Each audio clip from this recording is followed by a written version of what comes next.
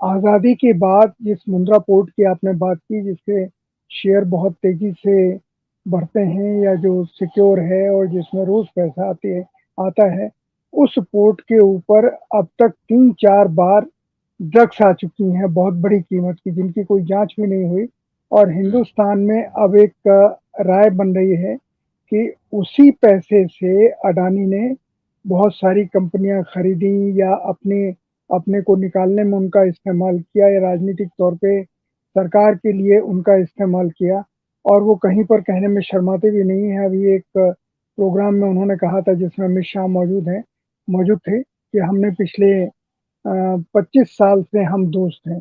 अब जब हुँ, अमित शाह उसको सुन के मुस्कुराएँ और हाथ की ताली जैसे ऊपर वेव करें उनको, तो कॉर्पोरेट जगत में अगर सरकार की मदद है, ये तो उन्होंने सार्वजनिक रूप से बोल के कह दिया कि ये हमारे साथ हैं और एक दूसरी तरह से एक असांकेतिक तरीके से एक चेतावनी भी दे दी कि हमारा मुकाबला करने की कोई कोशिश नहीं करें।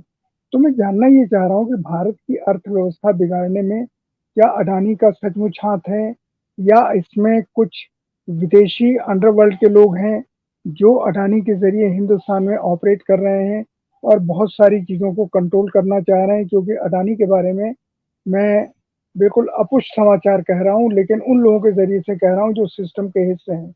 उनका हुँ। कहना है कि अडानी पहले गुजरात में कुछ काम करते थे, किसी से जुड़े हुए थे, उसके पैसे को बाज़ार में ठिकाने लगाते थे और बाद में धीरे उन्होंने राजनीति का चोला पहना और एक लंबी योजना बनाई कि भारत की या गुजरात की राजनीति पर कैसे कब्ज़ा किया जाए।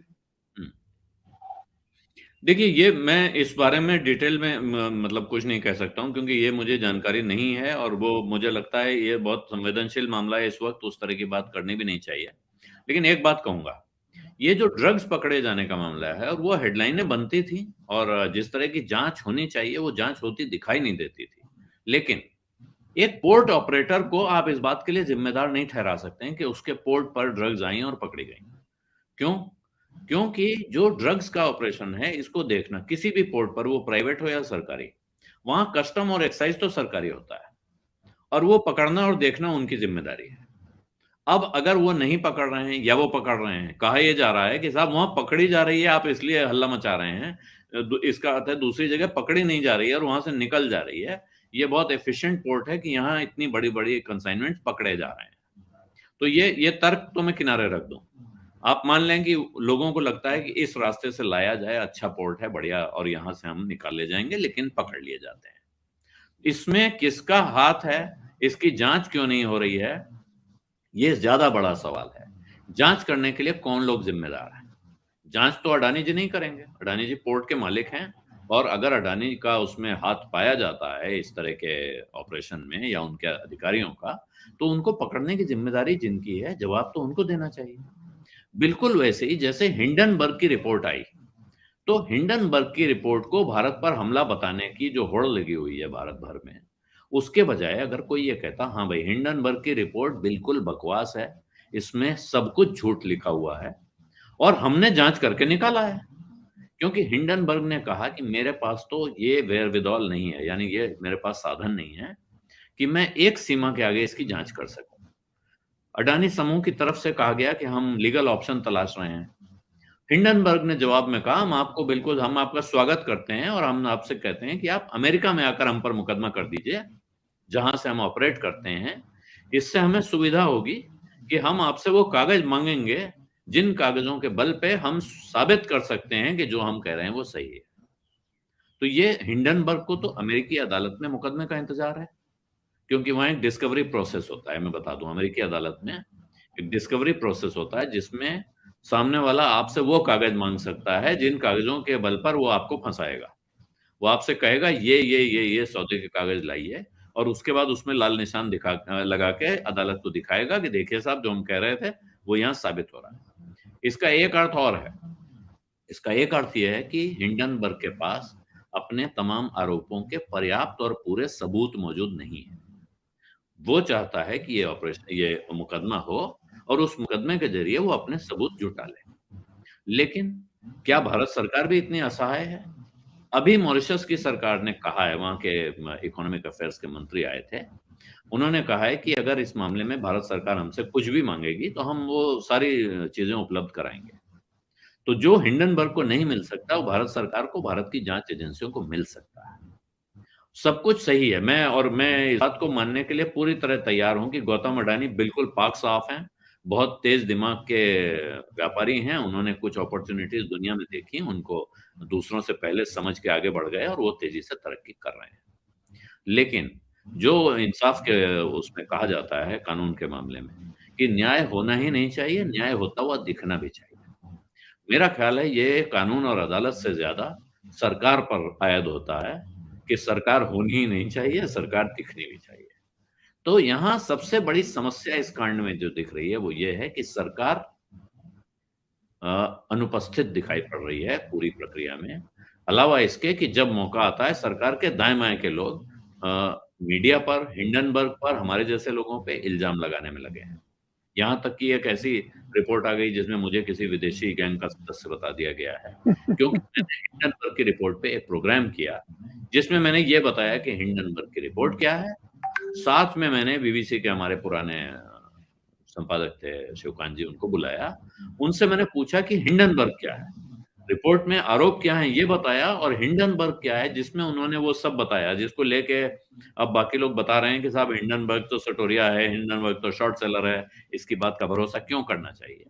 लेकिन उस रिपोर्ट के आधार पे मुझे और उस रिपोर्ट को ट्वीट करने के लिए अजीत अंजुम को हमारे मित्र उन्होंने लिखा, भाई हिंडनबर्ग मामले को अच्छी तरह समझना है, तो आलोक जोशी का ये वीडियो देख लीजिए। उनको, हम दोनों लोगों को उस गैंग का सदस्य बताया गया कि जो भारत विरोधी प्रचार में लगा हुआ है। तो ये करने के बजाय आप किसी ज़िम्मेदार एजेंसी को एक जाँच सौंपें, कहिए कि हाँ, इसकी जाँच करवाइए।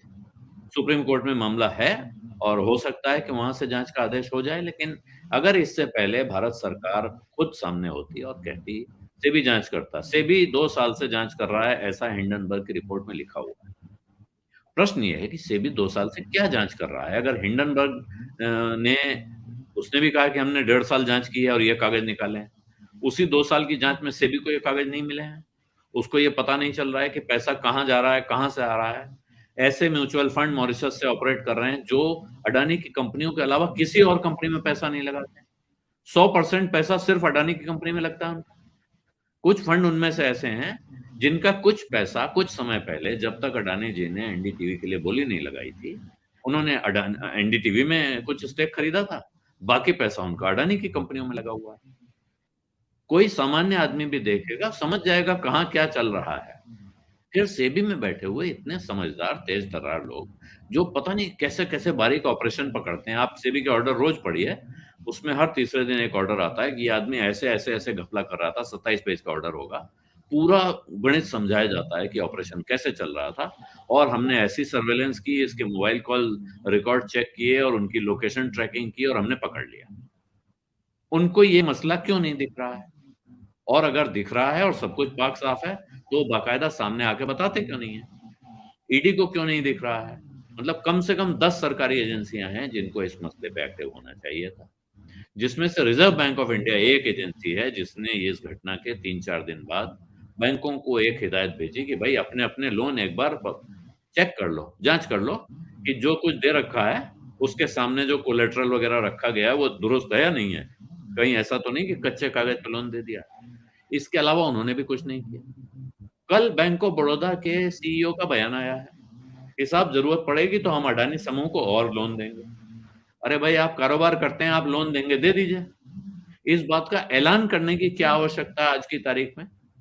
कि और जो बैंक ऑफ बड़ौदा के खातेदार हैं, वो डर गए हैं, उनको लग रहा है कि हम अपना खाता बंद करके भागे हैं, ये लो हमारा पैसा डुबाएगा। शेयर होल्डर हैं, वो डर रहे हैं, उनको लग रहा है हमने गलत जगह तो पैसा नहीं लगा दिया। ये जो भाव-भंगिमा है सरकार की, सरकार के आस-पास के लोगों की, वो ज़्यादा बड़ी चिंता है मेरी समझ से। मुझे गौतम अडानी इसमें बरी हो जाते हैं, गौतम अडानी फँस जाते हैं, उससे ज़्यादा बड़ी चिंता सरकार का काम करने का तौर-तरीका है। वरना गौतम अडानी की वजह से भारत की अर्थव्यवस्था को कोई बड़ा नुकसान होने जा रहा है या हुआ है। अभी तक हुआ है तो मैं बिल्कुल नहीं मानता हूँ। उनको, उनके कारोबार को, उनकी साख को, उनके शेयर होल्डरों को नुकसान हुआ है। अभी तक भारत की अर्थव्यवस्था को नहीं हुआ है।